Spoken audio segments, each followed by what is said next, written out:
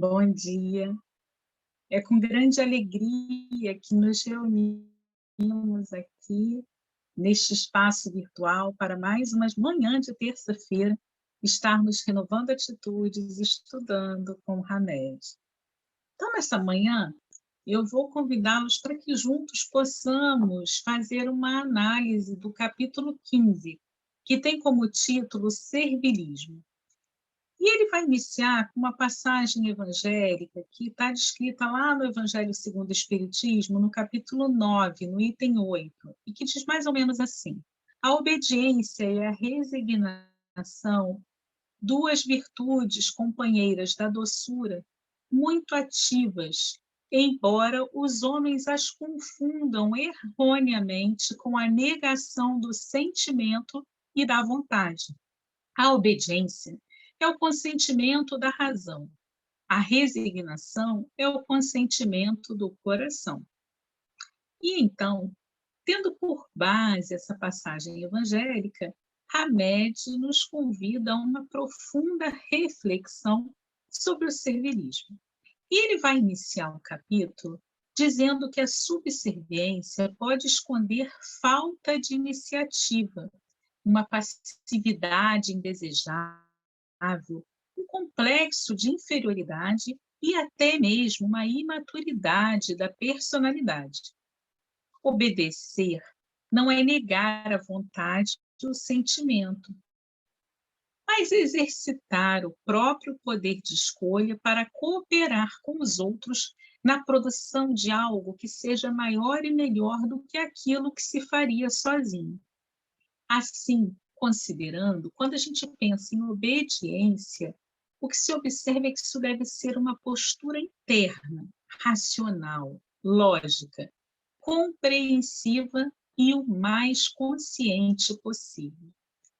Agora, os problemas do servilismo ou da subserviência nas criaturas foram gerados em muitas circunstâncias na própria infância, quando os pais, instigavam o medo e a ameaça como uma forma de obediência de seus filhos. Trata-se de uma forma cômoda e muito rápida, mas que é totalmente contraindicado no que se refere à tarefa de educar. Os adultos que herdaram tal formação familiar, se não forem espíritos já amadurecidos e decididos, com uma farta bagagem espiritual e valores desenvolvidos, poderão viver com essa espécie de intrusão educacional. Esse modo forçado de obedecer aos outros acaba desenvolvendo neles uma postura de anulação das suas próprias metas, pois substitui sua independência pela vontade alheia.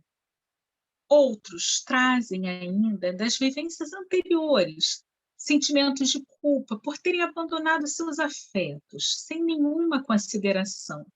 São verdadeiros clichês mentais arquivados no inconsciente profundo, que detonam em forma de obediência e servidão compulsória para compensar, um passado infeliz.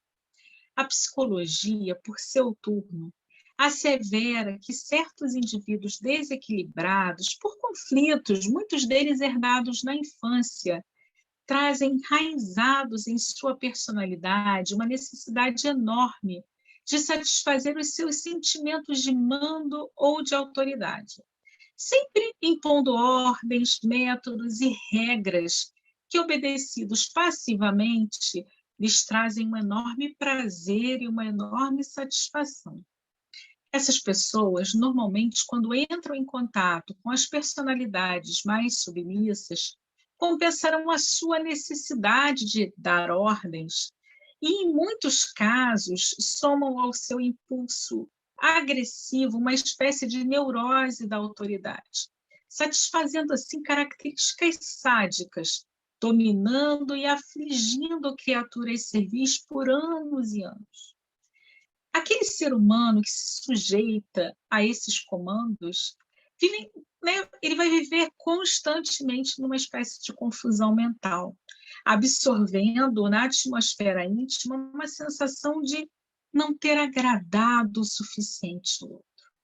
numa tentativa inútil de cumprir e concordar com as ordens recebidas.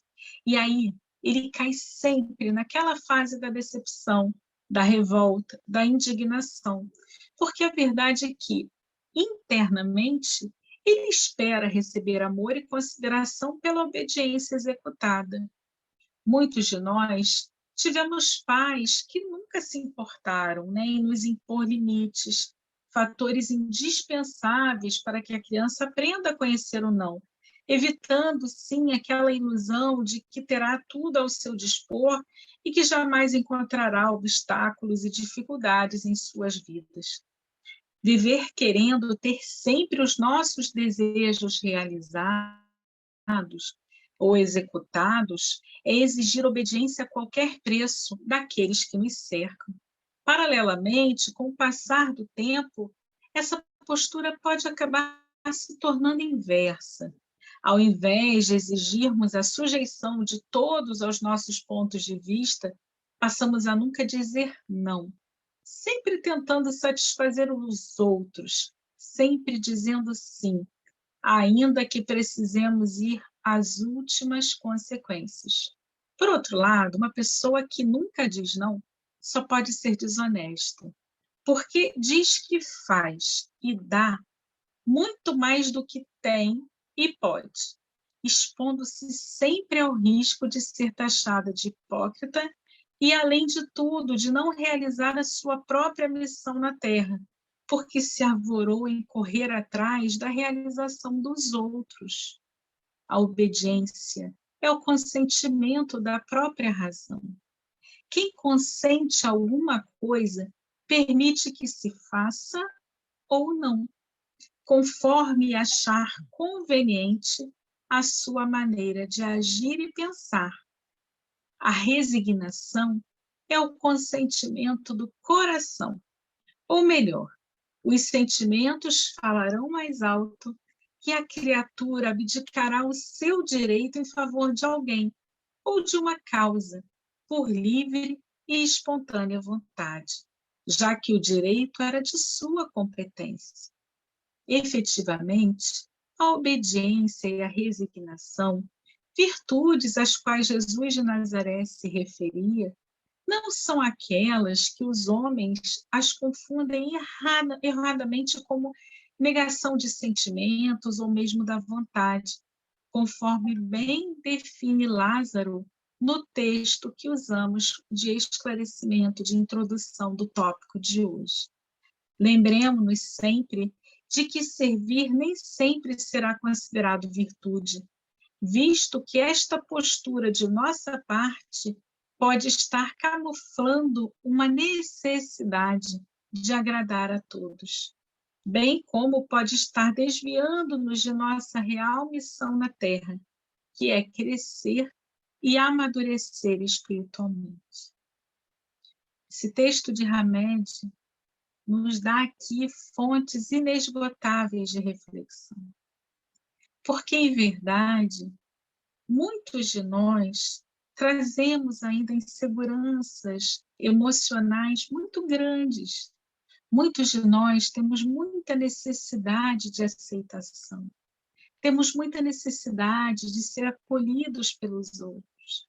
E acreditamos realmente que, ao fazermos aquilo, né, a que somos solicitados, estaremos agradando o outro.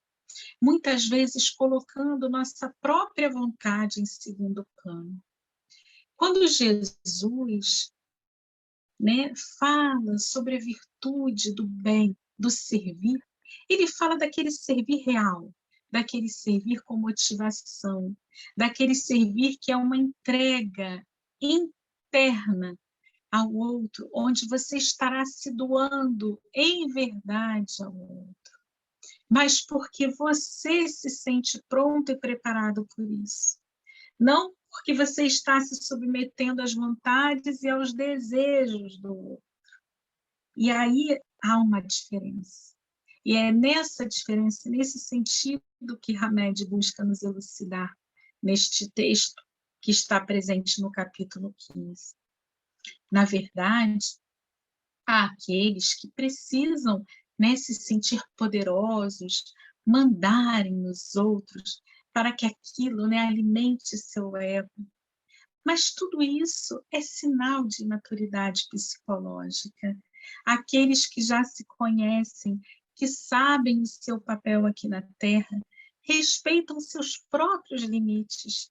E sim, muitas vezes irão sim atender às demandas que são realizadas, mas dentro dessa consciência de que estamos escolhendo, sim, obediência a uma determinada orientação, dentro daquela consciência de que um trabalho em conjunto será melhor realizado do que um trabalho feito unicamente por uma pessoa. Então, muitas vezes, nós seguimos diretrizes e silenciamos nossas próprias vontades dentro desse entendimento de que, no conjunto, nós iremos funcionar melhor. Mas isso é quando nós já somos capazes de entender os nossos limites, quando nós somos já capazes de entender a importância de se trabalhar pelo bem comum, e não simplesmente para atender um capricho do outro, buscando a aceitação. Então, nós podemos sim servir, obedecer, e isso pode ser uma virtude, quando feita em verdade, com o coração. Quando a gente precisa realmente ser conduzido pelo outro, sem ter consciência real, né, do nosso propósito, muitas vezes nos tornando aquelas pessoas atabalhoadas, sobrecarregadas, incapazes de dizer não a qualquer demanda, tem alguma coisa errada aí. Porque não é possível existir alguém que diga sim a tudo, a todas as demandas o tempo todo. Porque alguém aí está saindo prejudicado. E normalmente esse alguém é esse próprio indivíduo, que na tentativa de, estou fazendo bem para todo mundo, esquece de fazer bem a quem é mais importante aí no processo, que é a ele mesmo, é a si próprio. Isso não é egoísmo. E aí a gente tem que ter muito cuidado, tem gente que pensa assim, mas aí eu não vou estar sendo egoísta, pensando em mim em primeiro lugar? Mas até para ajudar, a gente precisa estar bem. Se a gente não está bem, a gente não consegue realizar as nossas atividades, a gente não consegue fazer aquilo que precisa ser feito com equilíbrio, com serenidade, com moderação, com qualidade.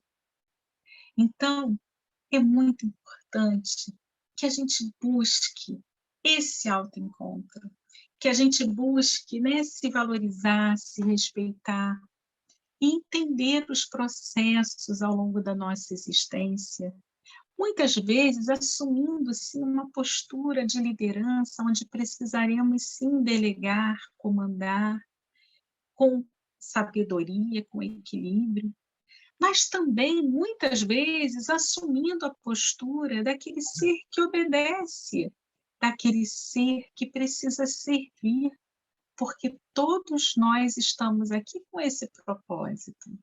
E que bom seria se todos nós não precisássemos trazer em nós essa necessidade absurda, né, de querer mandar, se sobrepor ao outro, e que pudéssemos todos caminhar de mãos juntas, né, de mãos dadas, juntas, unidas, trabalhando pelo bem comum. Esse é o futuro da humanidade. Enquanto isso, a gente ainda vai seguindo, né, dando um passinho de cada vez, errando e acertando, tropeçando e reerguendo. Mas o importante é que a gente jamais desista e que a gente busque a cada dia trazer um novo significado para as experiências da nossa vida. Que a gente possa, a cada dia, buscar renovar as atitudes daquele homem velho que insiste ainda em aparecer nos nossos comportamentos e atitudes do cotidiano, mas que a gente não desista, que a gente persista. Muita paz para todo mundo. Um bom dia. Espero vocês aqui na quinta-feira para a gente continuar estudando, renovando atitudes. Que Deus nos abençoe. Muita paz.